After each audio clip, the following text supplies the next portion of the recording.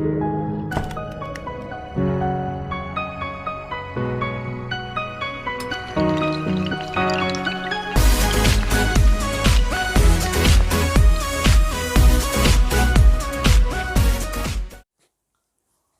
Friends, मैं Ashok Kumar natural science corner में आपका स्वागत करता हूं और लाइट पर दूसरा लेक्चर लेकर हाजिर हूं, जिसमें बात करने वाले हैं हम इंट्रोडक्शन टू लाइट के बारे में। यानी इससे पिछले वीडियो में हमने देखा था कि कौन कौन से टॉपिक हैं जो हम कवर करेंगे, और यहाँ पे हम डिस्कस करेंगे इंट्रोडक्शन टू लाइट, यानी लाइट एक्चुअल में है क्या, या उसकी प्रॉपर्टीज क्या है, क्या खासियत है, क्या लाइट के बिना हम किसी ऑब्जेक्ट को देख सकते हैं, और बहुत सारे ऐसे ही सवाल जो आपके मन में उठते होंगे इस चैप्टर से जुड़े हुए, उन तमाम सवालों के जवाब लेकर हम हाजिर हुए हैं। इसलिए कहीं भी जाइएगा नहीं और ना ही स्किप करिएगा इस वीडियो को, क्योंकि अगर आपने स्किप कर दिया तो बहुत कुछ खास आपका छूट जाएगा।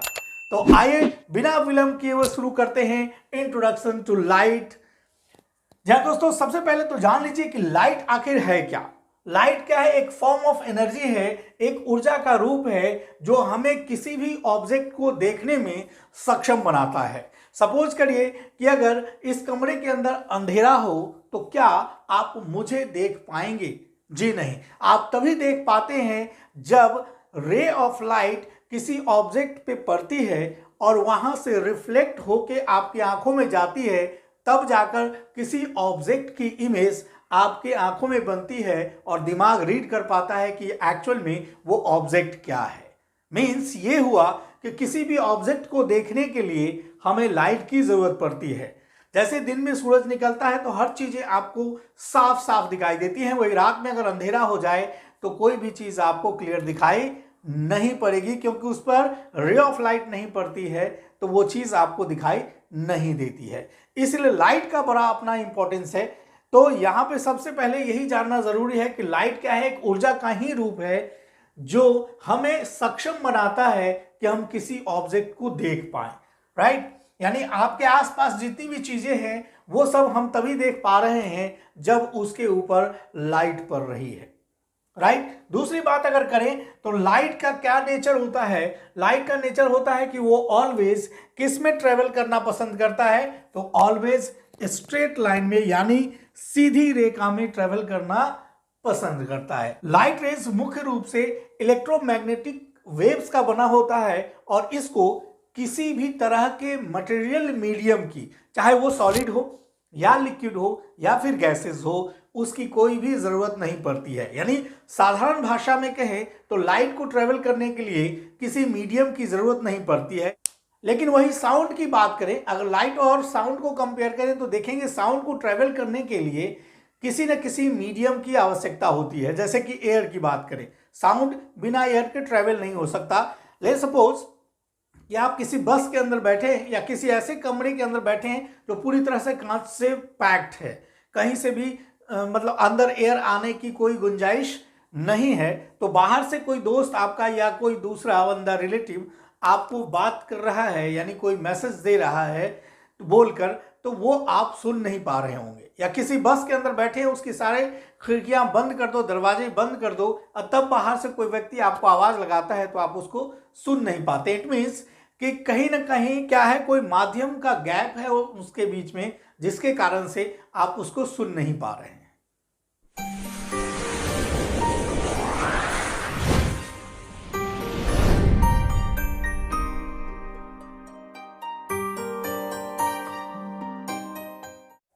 लेकिन लाइट के साथ ऐसी बात नहीं है। आप पूरा कमरा या पूरे बस को आप बंद कर दीजिए, तब भी अगर कहीं से छोटी सी होल भी होगी या कोई छोटा सा जगह भी होगा, वहां से भी रे ऑफ लाइट आपको आती हुई दिखाई देगी।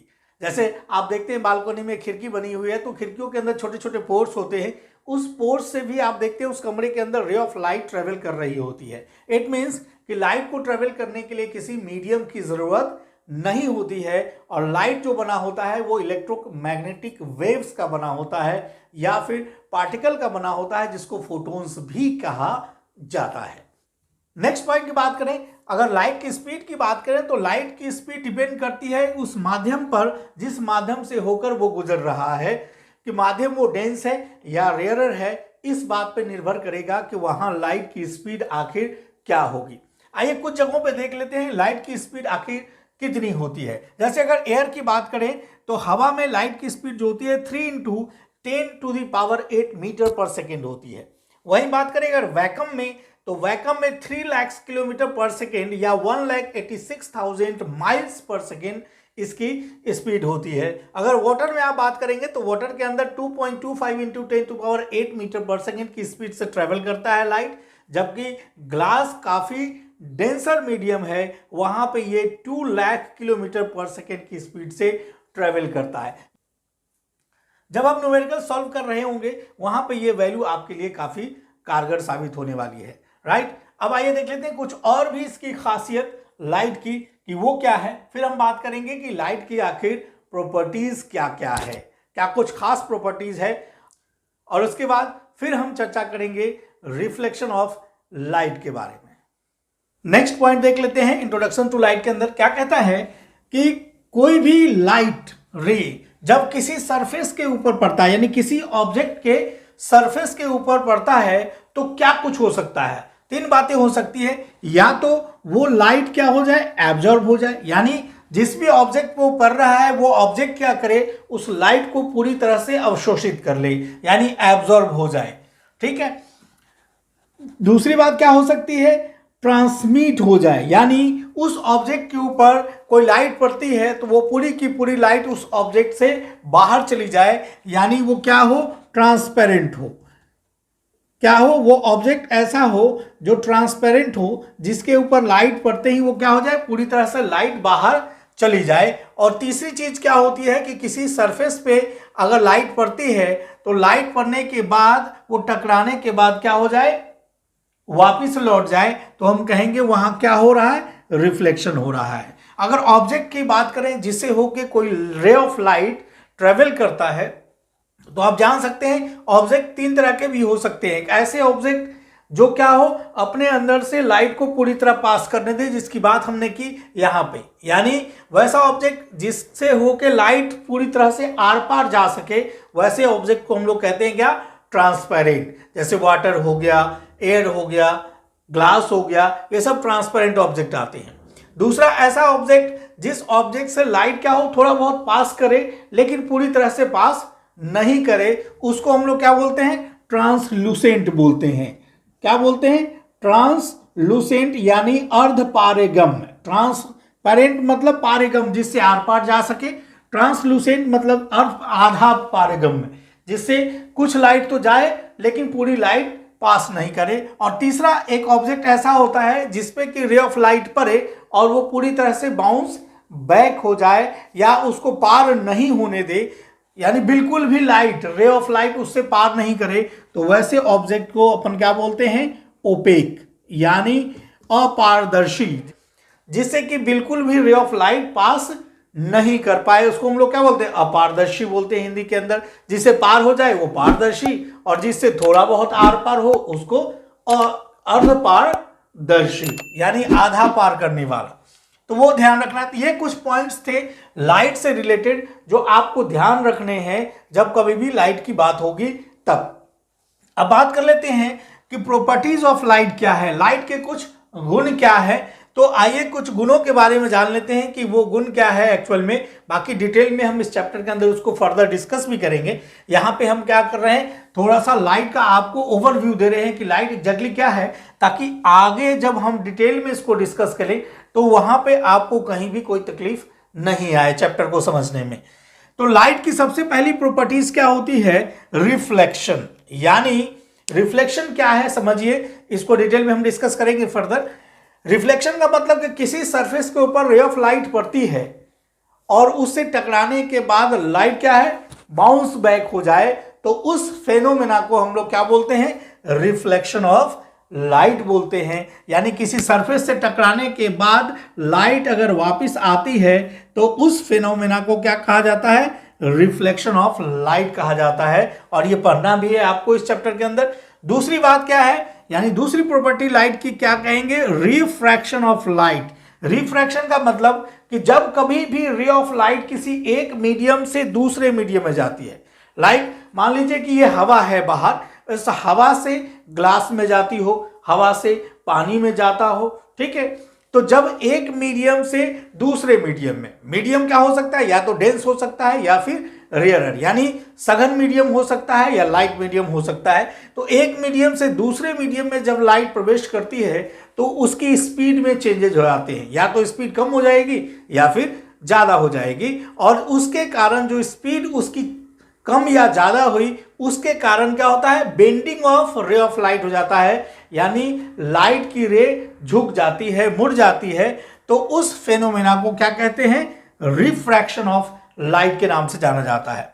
तीसरी प्रॉपर्टी है डिस्पर्सन ऑफ लाइट। आपने पिछली क्लास में भी पढ़ा होगा कि डिस्पर्सन का मतलब कि मान लीजिए आपके पास कोई ग्लास प्रिज्म है और उस ग्लास प्रिज्म से होकर कोई रे ऑफ लाइट गुजरती है। कैसी रे ऑफ लाइट गुजरेगी, व्हाइट। आप जानते हैं कि जो है लाइट वो क्या है, 7 कलर का मिक्सचर है, 7 रंगों का मिक्सचर है। तो जब कभी भी व्हाइट लाइट किसी ग्लास प्रिज्म से होकर गुजरती है तो वो अपने 7 कंस्टिट्यूएंट्स कलर के अंदर टूट जाती है, स्प्लिट हो जाती है, और उसी प्रक्रिया को क्या कहते हैं, डिस्पर्सन ऑफ लाइट। यानी उस फेनोमेना को क्या कहा जाता है, डिस्पर्सन ऑफ लाइट, जिसके अंदर कोई भी एक व्हाइट लाइट ग्लास प्रिज्म से गुजरने के बाद अपने कंस्टिट्यूएंट कलर्स के अंदर स्प्लिट हो जाती है, राइट। जैसे बरसात के दिनों में आप देखते हैं कि क्या होता है, बारिश की बूंदे यानी वाटर ड्रॉपलेट्स जो होते हैं वो आपके इन्वायरमेंट के अंदर होते हैं। जब सूर्य की किरणें उस वाटर ड्रॉपलेट से होकर गुजरती हैं तो वो रेनबो का निर्माण यानी इंद्रधनुष का निर्माण करती है आकाश के अंदर, जो देखकर आपको काफी आनंद महसूस होता है, काफी अच्छा लगता है, राइट दोस्तों। उसी के बाद नेक्स्ट प्रॉपर्टीज की बात करें तो कहता है डिफ्रैक्शन ऑफ लाइट। तो कहता है डिफ्रैक्शन ऑफ लाइट क्या है कि जब किसी ऑब्जेक्ट के एज के पास से कोई रे ऑफ लाइट गुजरती है तो उसमें स्लाइट बेंडिंग हो जाती है, यानी थोड़ा सा झुकाव हो जाता है। जब किसी ऑब्जेक्ट के एजेस के पास से कोई रे ऑफ लाइट गुजरती है तो उसमें थोड़ी सी बेंडिंग हो जाती है, और इसी फेनोमेना को डिफ्रैक्शन ऑफ लाइट यानी लाइट का थोड़ा सा बेंड हो जाना, थोड़ा सा भटक जाना ही क्या कहलाता है, डिफ्रैक्शन ऑफ लाइट कहलाता है। तो अभी हमने 4 प्रॉपर्टीज डिस्कस किए, आइए हम कुछ और प्रॉपर्टीज की बात कर लेते हैं कि तो आइए दोस्तों 2 और प्रॉपर्टीज के बारे में हम लोग जान लेते हैं कि और 2 खास प्रॉपर्टीज क्या है लाइट की। अगर आप हमारे चैनल पर नए हैं तो चैनल को सब्सक्राइब करिए, साथ ही साथ अगर हमारा वीडियो आपको पसंद आता हो तो लाइक करना बिल्कुल भी ना भूलें। तो आइए दोस्तों चर्चा कर लेते हैं नेक्स्ट प्रॉपर्टीज जो है polarisation of light. Polarisation of light का मतलब क्या होता है कि जब कोई भी रे ऑफ लाइट या लाइट वेव्स सिंगल प्लेन में ट्रेवल कर रहा हो तो हम कहते हैं कि वो कैसी लाइट है, पोलराइज्ड लाइट वेव्स है। साथ ही कहता है कि वो प्रोसेस, जिस प्रोसेस के अंदर किसी अनपोलराइज्ड लाइट वेव को पोलराइज्ड लाइट वेव में ट्रांसफॉर्म कर दिया जाता है तो उसी प्रक्रिया को पोलराइजेशन ऑफ लाइट कहा जाता है।